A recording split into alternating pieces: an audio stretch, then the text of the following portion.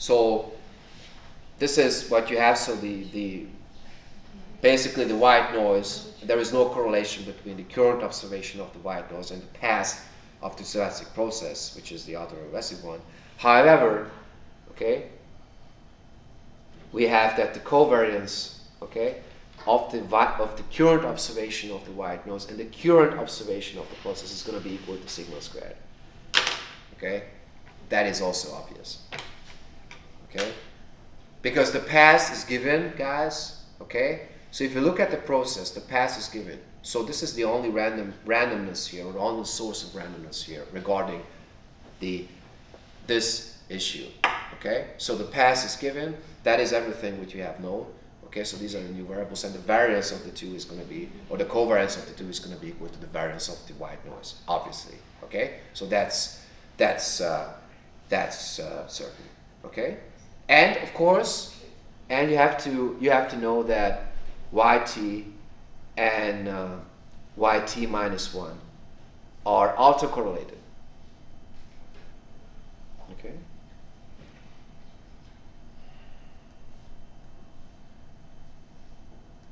That is also obvious, because the process literally depends on its previous realizations. Okay? Right? So you might be confusing this. Anyway.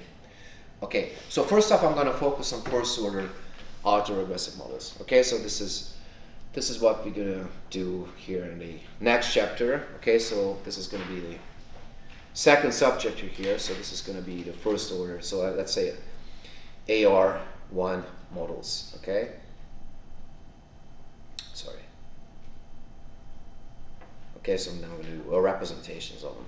Okay, so first off, I mean, of course, we have that yt equals, in the general setting, you have the constant plus you have the slope times yt minus 1. Okay, plus epsilon t. Okay. So that's where I start. Okay, so here you have yt minus 1, and here you have epsilon t. Okay, now of course, based on that, what you can do here is you can calculate also yt minus 1. Okay, so yt minus 1, based on that, of course, all I have to do is just replace t by t minus 1. So if I replace t by t minus 1, and of course I get t minus 1, which is going to be equal to t minus 2. So here you have the constant plus a times y t minus 2, okay, plus epsilon t. Right? Okay? So far so good. Now what I'm going to do now is I'm going to put the whole thing here into it. Okay, so I'm going to plug this thing into that expression. Okay, so if I do this, then I'm going to get what? Okay, so in this case, I'm going to get yt equals constant plus a times the whole thing. You see? The whole thing. So here I'm going to open a parentheses and then going to write down the whole thing that I see here. So this one. I'm talking about this one. Alright? So that will be here in the parentheses. So here you're going to have the constant plus a times yt minus 2 plus epsilon t. Alright? So that's going to be in there. Okay? Right? So that was the first, the first leg here of the process. And then I'm going to have the white noise that was missing here. Sorry, here you have t minus 1 for the white noise. I forgot that. So here you have t minus 1 because you have yt minus 1. Okay, so if you have yt here and epsilon t here, then of course you're going to, if you have yt minus 1 here, then you're going to get epsilon t minus 1 here. So this is not going to be epsilon t, this is going to be the epsilon t minus 1. I apologize for this. Okay, so then of course you add still this white noise here because that is missing. Okay, and now I'm going to rearrange the old stuff. Okay, so basically what you're going to have is this. Okay, so we're going to have a new constant. Okay, so you have a times v plus v will be equal to v times 1 plus a. You see this? Okay, so again, v times 1 is equal to v, and v times a is going to be equal a times v. That's going to be it. Then you have a times a, which is going to be a squared times yt minus 2. Okay, and then you have plus, and I'm going to change the order here. Okay, so then I'm going to take this noise as the first one, and that one noise here with this constant here as the second one. So you're going to have epsilon t plus a times epsilon t minus 1. You get this? Okay? So then I'm going to replace this expression here too.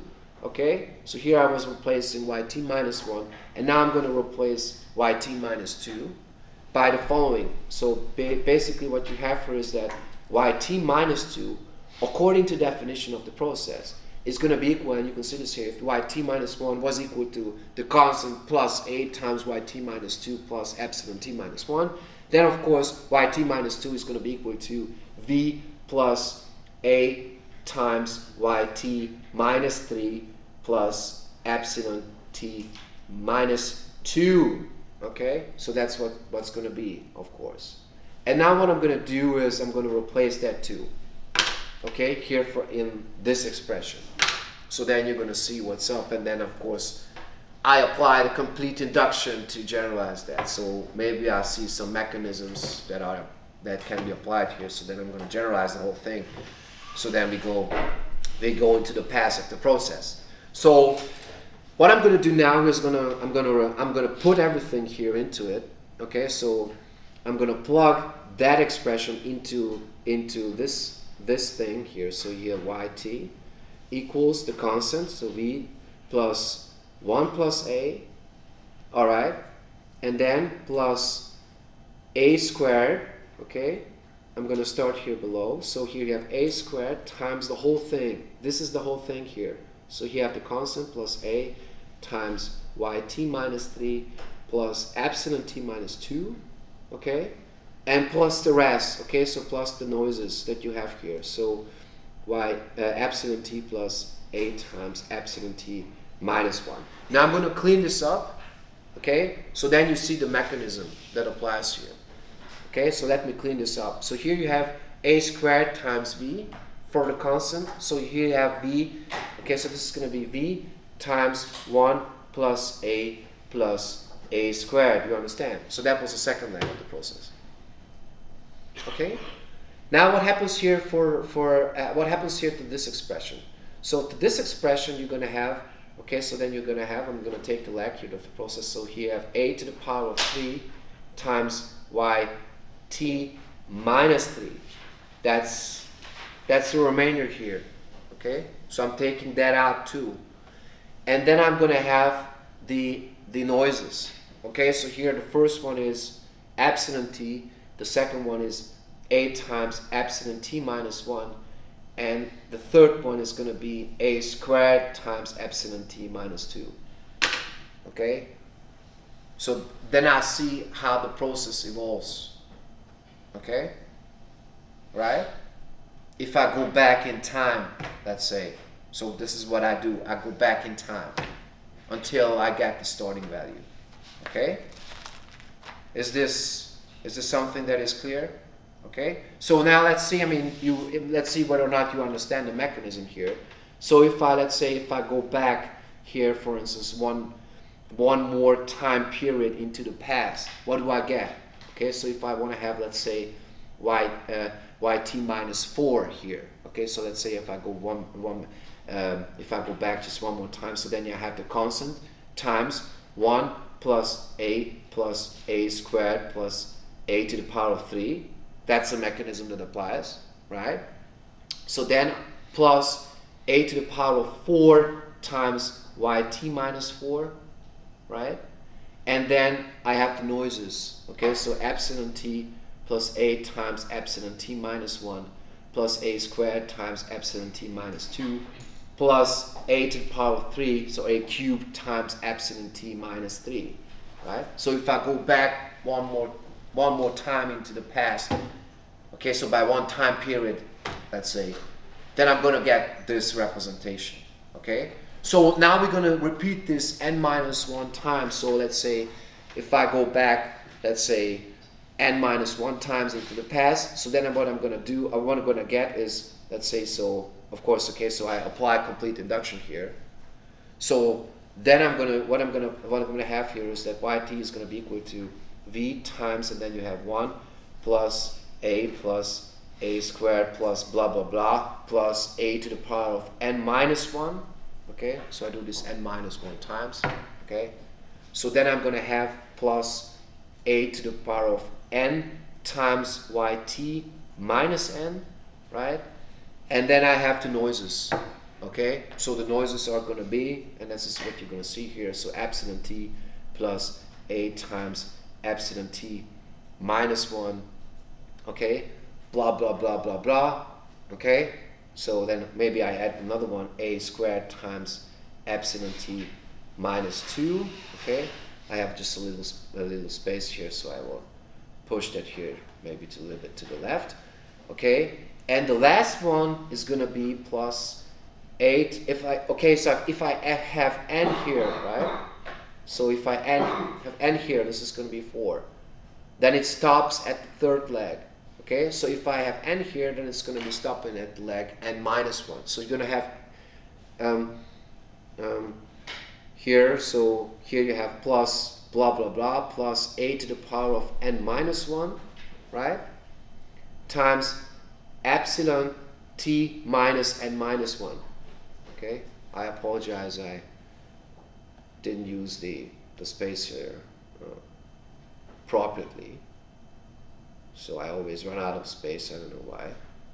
Okay, so here you have epsilon t minus, and then you put parentheses on here, and then you write n minus 1. Okay, so this is going to be the representation of that. Okay, and now I'm going to summarize that by using a compact notation here for it. Okay, so basically what you have is that yt is going to be equal to the constant times the sum. Okay, the sum that goes from j equals 0 till n minus 1 of a to the power of j. That's going to be the first part. Okay, then I have a to the power of n times yt minus n. Okay, and then I will add up the noises as well. So then I have the following expression. So you have the sum that starts at j is equal to 0 and stops at, you have n minus 1 at the top, and then you have a to the power of j times epsilon t minus j. These are the noises. Okay, so this is the representation of the process. And then I can analyze the process as I want it to be. Okay, so what I'm going to do now is I'm going to set t equal to n. Okay, so we set n equals t. Okay, so let's say t is equal to 1000. Okay, so you have 1000 days, and you go back 1000 days into the past. Okay, then you're going to get the starting value here. So t minus t is going to be equal to 0. You understand? So if we set n equals to t, then the process is going to become the following, and then I'm going to summarize this, and this is important, so I use the following remark. Okay, so then I use the following remark because the following process. Okay, so the process here. Okay, so yt equals v plus a times yt minus 1 plus epsilon t can be rewritten, okay, as follows. Okay, and I'm going to summarize everything that we have here. So then you're going to have yt is going to be equal to v times, okay, so here you have geometric series. Okay, so here you have j equals to 0, then here and the top you have n minus 1 of a to the power of j, and then plus, if t is equal to n, and you're going to have y0, obviously. Okay, so this is going to be the starting value then, right? So this is what you have. Okay, so you have a to the power of t. Sorry, I forgot to replace n by t. Okay, I do this here. So here you have t minus 1 here at the top, not n minus 1. I'm sorry, I was forgetting that. So you have at times y0. Okay, so that will be, let's say, the starting value of the process. Okay, we don't go back further into the past. Okay, and then you have the noises. Okay, and the noises you have. Okay, so here you have the sum that goes from j is equal to 0 till t minus 1 of a to the power of j times epsilon t minus j. Okay, that's going to be it. Okay, so this is how you would represent the process. I'm going to use this representation of the process because I'm going to examine the properties of that. Okay, so although it looks complicated as the first one, okay, I basically use that process, okay, so that representation to examine, you know, stationarity and stuff like that. Okay. Now, of course, guys, I hope you already know. I mean, you all know what the geometric series is about. Okay, so maybe you remember this. So what I'm talking about is, you don't need to write that formula down. So what I'm talking about is a geometric series. So starting at j is equal to 0, let's say m of q to the power of j. Now this is equal to, I mean, who knows what it is? Okay. Nobody? Okay, what's basically that? Okay, so this is going to be 1 minus q to the power of m plus 1 divided by 1 minus q. Don't you remember this? Okay, didn't have that in mathematics. No geometric series at all, right? I mean, I think you had that, but what about the rest? You had. I mean, you're supposed to have that too. I mean, I was lecturing that, guys. I remember. Okay, long time ago. I wasn't aware. Now, of course, okay, so I'm going to use this formula to replace that expression here. Okay, so how do I replace that? What do I use to replace that with? So basically what you have is yt equals, so v times 1 minus a to the power of t over 1 minus a, okay? And then you have the starting value, and then you have the noises, okay? That's it. So here you have a to the power of t times y0, and then you have the noises.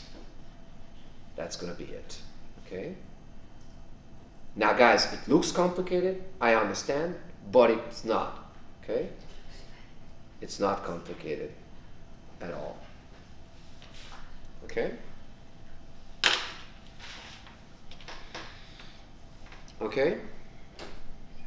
Now, first, I mean, let's assume that, you know, the set representing the time is bounded from below. So if the set representing time is bounded from below, basically you have a starting value. If it's not bounded from below, then you can go back into the past, okay? If you like. All right. Okay. You see this representation, or you see that the formula holds here, okay? Right?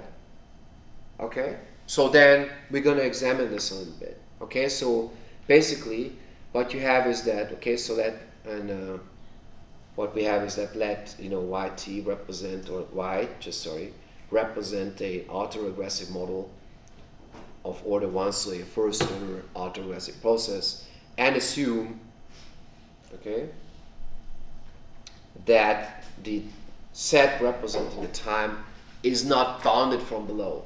Okay, is not bounded from below. Okay, so there is no such thing as, you know, a starting point. Okay, if there is no such thing as a starting point, then basically, okay, and furthermore, okay, so furthermore we can assume. Furthermore, we assume that the absolute value of a, okay, is going to be less than 0, or less than 1, sorry. Now, if the absolute value of this expression is less than 1, then we can basically see that the geometric series is going to converge, okay? Maybe you see this. So then what you have here is that the following. So if the time is not bounded from below, then basically you can go back infinitely to the past. So then basically that the autoregressive process is going to be equal to, and this is what you have here, so this is going to be equal to the constant times, okay, times a to the power of g, or the sum of a to the power of g, where j starts at 0 and goes to infinity, okay? Now if, let's say, a is less than 1, then this thing here, what you're going to have here, this thing, this one, will converge to 0. Okay, so if this converges to 0, if t converges to infinity, and the absolute value of a is less than 1. Okay, so that will be equal to 0, so that value disappears. Okay, and then you're going to have, in addition to that, you're just going to have that you have the noises. Okay, so you have j is equal to 0 too, and then you have plus infinity here, and you have a to the power of j times epsilon of t minus j. Okay, so meaning that if the time is not bounded from below, you can go back to the past. Okay, I mean, there is no such thing as the beginning of time, let's say. Okay, and if furthermore, let's say the absolute value of this constant a is less than 1, then the starting value disappears. Okay, so this value here, of course I'm talking about this one, a to the power of t, as t converges to plus infinity, this will disappear, so this is what you have as a result.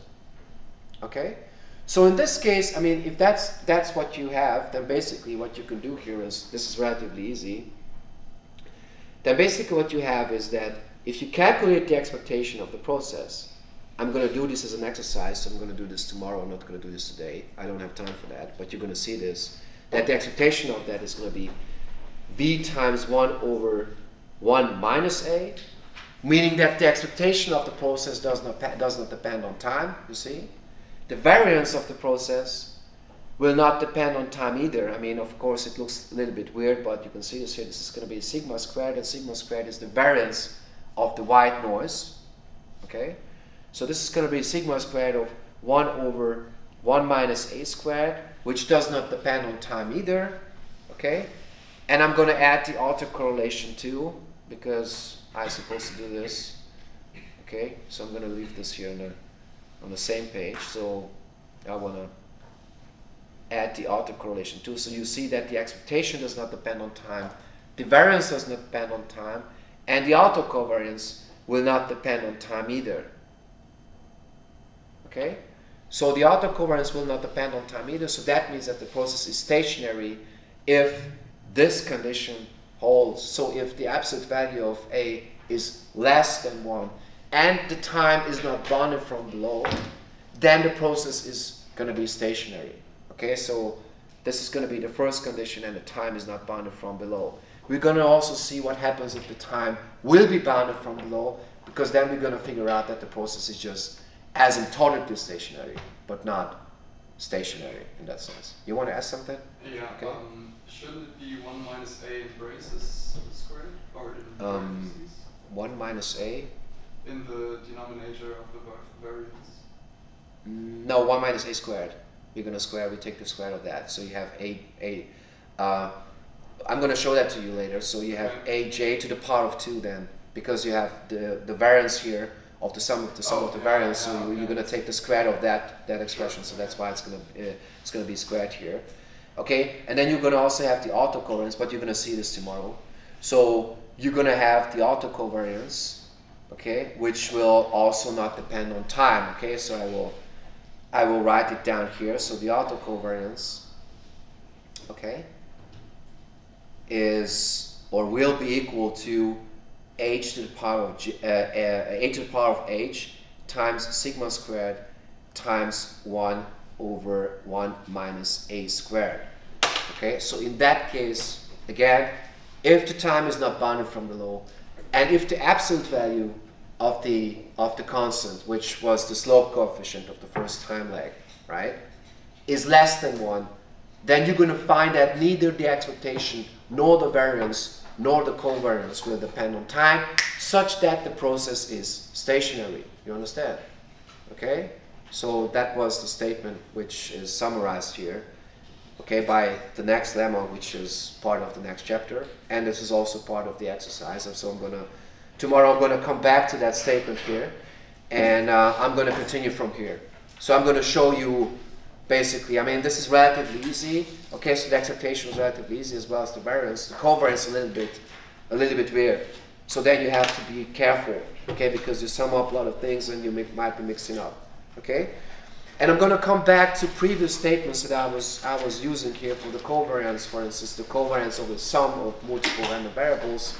Okay, because if the variables do not correlate with each other, then it can be simplified as you will see. Okay, so this is the statement here. So that again, I repeat, a first order autoregressive process is stationary if and only if the time is not bounded from below and the absolute value of the slope, okay, is less than 1. That will be the first stationary condition. I'm going to show that here based on that representation. Okay, so this is what I will do tomorrow. Okay, questions regarding this, guys?